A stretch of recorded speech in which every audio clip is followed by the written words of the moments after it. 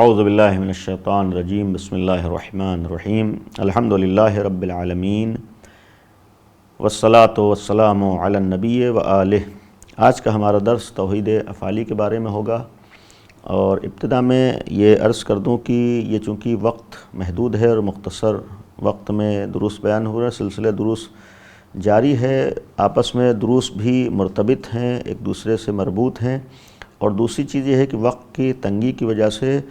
بہت زیادہ تفصیلات بیان نہیں ہو رہی ہیں، لہذا گزارش ہے، اہم دروس ہیں، آپ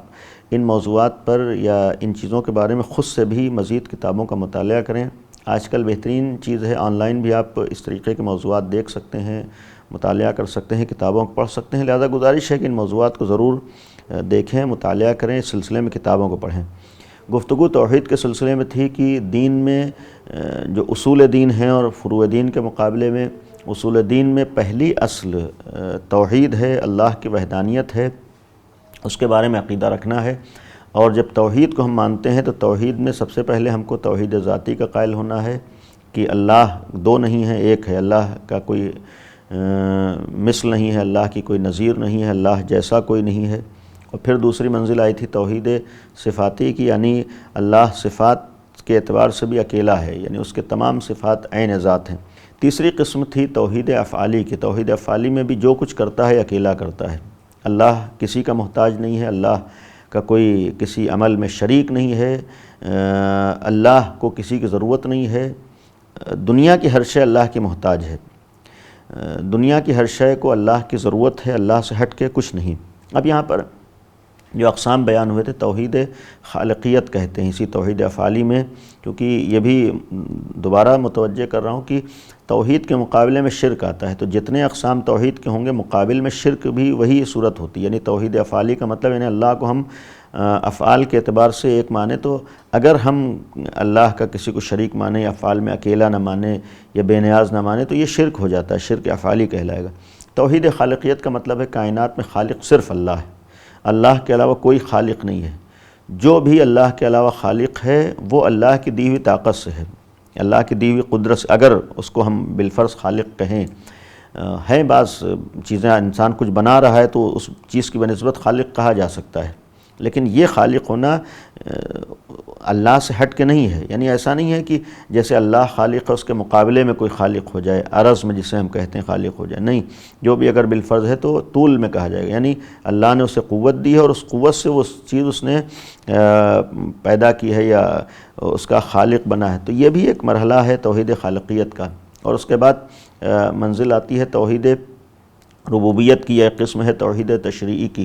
اس میں بھی یہ توجہ رہنا چاہیے کہ اولاً دنیا میں جو قانون ہے، قانون بنانے کا اختیار اللہ کو ہے، حاکم اللہ ہے اور مدبر اللہ ہے، مدیر اللہ ہے، اور مرضی جس کی چلے گی وہ صرف اللہ ہے، یعنی اس میں بھی اللہ کا کوئی شریک نہیں ہے۔ اب یہاں پر اگر ہم تفصیلات میں کسی حد تک جائیں تو قرآن کریم میں شیطان کے سلسلے میں ایک جملہ ہے کانا من الکافرین کی، شیطان کفار میں ہے، کافرین میں سے ہے، اور پھر سوال یہ ہوگا کہ اس نے اللہ کی کس چیز کا وحدانیت کے توحید کا انکار کیا ہے، یعنی کہاں پر آ کر وہ توحید سے باہر ہوا ہے، تو اس میں یہی توحید افعالی کی منزل میں ہے کہ جہاں پر شیطان توحید سے خارج ہوا ہے جس کی بنیاد پر اسے کافر کہا گیا، ورنہ توحید ذاتی میں وہ اللہ کے گویا مقابل میں کسی دوسرے کو خدا نہیں مان رہا تھا، یا توحید صفاتی میں بھی ایسا نہیں ہے کہ اس نے کسی صفت کو اللہ سے الگ مانا ہو، اور حتیٰ خالقیت میں بھی اللہ کو خالق مان رہا تھا۔ اس کا ایک ثبوت یہ ہے کہ اس نے خود قرآن میں موجود ہے یہ لفظ کہ جب انکار کیا ہے جناب آدم کے سجدے کا تو اللہ نے سوال کیا کس بنیاد پر، اس نے کہا تھا کہ خلقتنی من نار و خلقتہ من طین، کہ تو نے مجھے خلق کیا ہے آگ سے اور جناب آدم کے لیے تھا کہ انہیں مٹی سے پیدا کیا ہے، تو خود اللہ کی خالقیت تک کا تو اقرار کر رہا ہے، مان رہا ہے، تو اس کا مطلب اللہ کو یہاں تک مان رہا تھا، لیکن اس کے بعد بھی کانا من الکافرین، اصل مسئلہ یہی تھا کہ وہ اللہ کو مدبر کائنات نہیں مان رہا تھا، اللہ کی گویا حاکمیت کا قائل نہیں تھا، اللہ کے ہر حکم کے آگے سر کو نہیں جھکا رہا تھا۔ یہ بھی ایک توحید افعالی کے اقسام میں آتا ہے۔ کہ اگر ہم نے مثلاً اسے ایک مان لیا ہے اور اس کے تمام صفات کے ہم قائل ہو گئے کہ عین ذات ہیں اور اسے خالق مان لیا ہے، تو یہ بھی ماننا پڑے گا کہ جو بھی خدا کہے ہمیں اسے ماننا ہے، اس میں ہم حتیٰ اپنی مرضی کو بھی شریک نہیں کر سکتے ہیں، شامل نہیں کر سکتے ہیں یا انکار نہیں کر سکتے ہیں۔ اگر حکم خدا ہے مثلاً شیطان کے لیے کہ آدم کے آگے سر کو جھکاؤ، سجدہ کرو، تو توحید کا مطلب ہے کہ انسان فوراً اللہ کے حکم کو مان لے، یعنی حکم خدا کا انکار نہیں ہو سکتا ہے، اللہ کے مرضی اور مصلحت کا انکار، مشیت کا انکار نہیں ہو سکتا ہے۔ تو یہ بھی ایک توحید ہی میں ہے کہ جو بھی حکم خدا ہو اس کو ماننا ہے، اللہ کے ہر فیصلے کو ماننا۔ تو قانون بنانے کا حق بھی اللہ ہی کو ہے اور اس قانون کا ماننا بھی ہر ایک کے لیے ضروری ہوگا۔ یہیں پر ایک اور قسم آتی ہے توحید ہی کی کہ جب اللہ نے قانون بنایا ہے، اللہ گویا توحید افعالی میں بھی اکیلا ہے، اس کا کوئی شریک نہیں ہے، تو پھر کبھی کبھی بعض وہ غلط فہمی بعض افراد کو ہوتی ہے، تو اس کے مقابلے میں ہمارے جو اعمال ہیں، ہمارے جو افعال ہیں، تو اس میں کس حد تک ہم اللہ کے مقابلے میں عمل انجام دینے کا اختیار رکھتے ہیں، یا ایسا نہیں ہے کہ جو بھی ہم کام کریں اس میں بھی ہم مجبور ہو جاتے ہیں۔ اسی بنیاد پر اہل سنت میں دو نظریات اسی توحید افعالی کے سلسلے میں وجود میں آئے جہاں پر غلط فہمی ہے۔ ایک نظریہ یہ سامنے آیا کہ جب اللہ ہی سب کچھ ہے، اللہ ہی اکیلا ہے ہر عمل میں اور ہر فعل میں اور ہر کام میں، تو پھر انسان گویا مجبور ہے، انسان کچھ نہیں کر سکتا۔ ہم مثلا ہاتھ ہلا رہے ہیں تو اللہ گویا خود ہمارا ہاتھ ہلا رہے ہیں، ہم نہیں اللہ ہاتھ ہلا رہے ہیں۔ ہم بول رہے ہیں تو ہم نہیں بول رہے ہیں بلکہ اللہ بلوا رہا ہے۔ تو یہ ایک نظریہ سامنے آیا کہ انسان مجبور ہے۔ یہ نظریہ کلامی اعتبار سے جو ایک قسم ہے اشعریوں کا، یہ بھی تقسیم ہے اہل سنت میں کہ کچھ اشاعرہ ہیں، کچھ معتزلی ہیں۔ تو یہ اشاعرہ کا نظریہ تھا کہ انسان مجبور ہے، یعنی انسان خود کچھ نہیں کر رہا ہے بلکہ اللہ کروا رہا ہے۔ یہ بھی اسی توحید افعالی میں آ کر، اور اس کے مقابلے میں دوسرا نظریہ بالکل اس کے برعکس ہے معتزلیوں کا۔ ان کا یہ تھا کہ انسان مختار ہے، یعنی اللہ نے ہمیں پیدا کر کے ہمیں قدرت دے کر ہمیں اختیار دے کر چھوڑ دیا، اب اللہ سے کوئی مطلب نہیں، ہم جو بھی کر رہے ہیں خود سے کر رہے ہیں، ہم جو بھی عمل انجام دے رہے ہیں ہمارا ہی سب کچھ ہے، اللہ سے کوئی مطلب نہیں ہے۔ اور یہ نظریہ مختار کہلاتا ہے، یعنی انسان مختار۔ لیکن ان دونوں نظریات میں اگر ہم تحقیق کریں اور کتابوں میں جائیں اور قرآنی آیات کا مطالعہ کریں، دونوں نظریات غلط ہیں۔ نہ تو انسان مکمل طور پر مختار ہے، نہ مکمل طور پر مجبور ہے، بلکہ یہاں مسئلہ ایک اصطلاح ہے ہمارے ہاں کلامی اعتبار سے اس بحث میں، جس کو الامر بین الامرین کہتے ہیں۔ یہ شیعوں کا عقیدہ ہے، یہ امامیہ کا عقیدہ ہے، یعنی معاملہ درمیان کا ہے، اختیار اور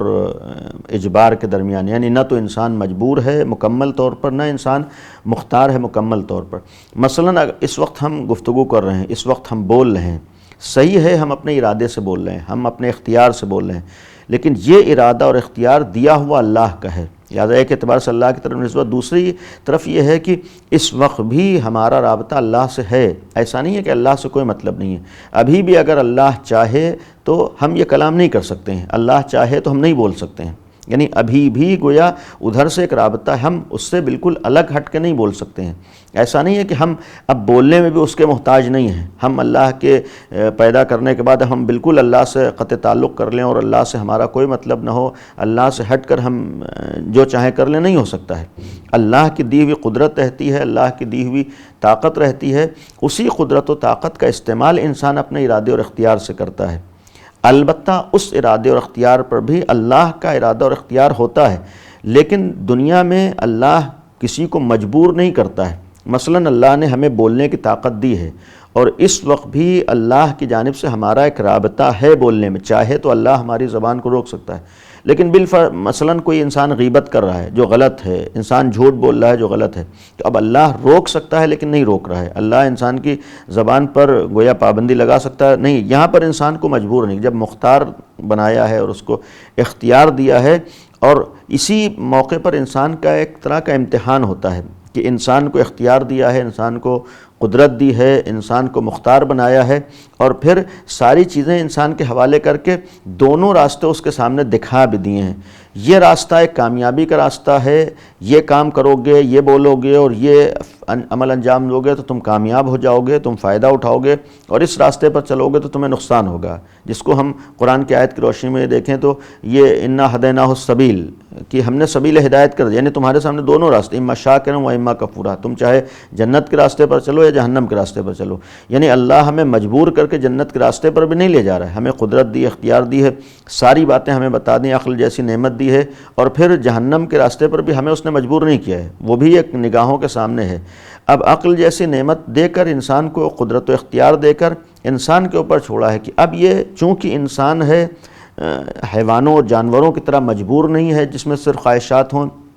جناتوں کی طرح مجبور نہیں ہے کہ جس کے پاس صرف عقل ہو خواہشات نہ ہو، انسان درمیان میں ہے، جب درمیان میں ہے اب یہی انسان کی انسانیت کا امتحان ہوتا ہے کہ وہ اپنے عقل کا استعمال کر کے صحیح راستے پر آتا ہے، اللہ کے احکامات کی پابندی کرتا ہے، اللہ نے جو کہا ہے اس کے مطابق اللہ کی دی ہوئی قدرت و اختیار اور اللہ کے دیے ہوئے اعضاء و جوارح کا استعمال کرتا ہے، یا اس کے خلاف کرتا ہے۔ اگر اس کے خلاف کر رہا ہے تو اپنا نقصان اٹھا رہا ہے، اور اس کے مطابق کر رہا ہے تو اپنی زندگی کو کامیاب بنا رہا ہے۔ مقصد یہ ہے کہ آج کی بحث ہماری توحید کے تیسرے مرتبے اور تیسرے مرحلے کی تھی، توحید افعالی کے سلسلے میں۔ اس میں ایک بحث ضمناً آئی کہ توحید افعالی میں یعنی جب اللہ ہر اعتبار سے اکیلا ہے، اللہ کا کوئی شریک نہیں ہے، سارے امور انجام دیتا ہے، تو پھر بعض افراد کا نظریہ ہوا کہ انسان مجبور ہے، جو کچھ کر رہا ہے اللہ کر رہا ہے۔ اس کے مقابلے میں بعض کا نظریہ ہوا کہ نہیں، اللہ نے انسان کو پیدا کر کے چھوڑ دیا، انسان مختار ہے جو چاہے کرے۔ لیکن پھر اس میں اصل و صحیح نظریہ یہ ہے کہ جو شیعوں کا ہے الامر بین الامرین، کہ اس کا مطلب ہے کہ دونوں درمیانی ایک راستہ ہمیں اختیار کرنا ہے، درمیانی نظریہ ہے اور درمیانی بات ہے کہ اللہ سے بھی ایک رابطہ ہے، اور پھر ہم اپنے ارادے اور اختیار سے جو اللہ نے دیا ہے کسی فعل کو انجام دے رہے ہیں۔ انشاءاللہ اس کے بعد کی بحث اس کے بعد کے درس میں بیان ہوگی۔ وآخر دعوانا ان الحمد للہ رب العالمین۔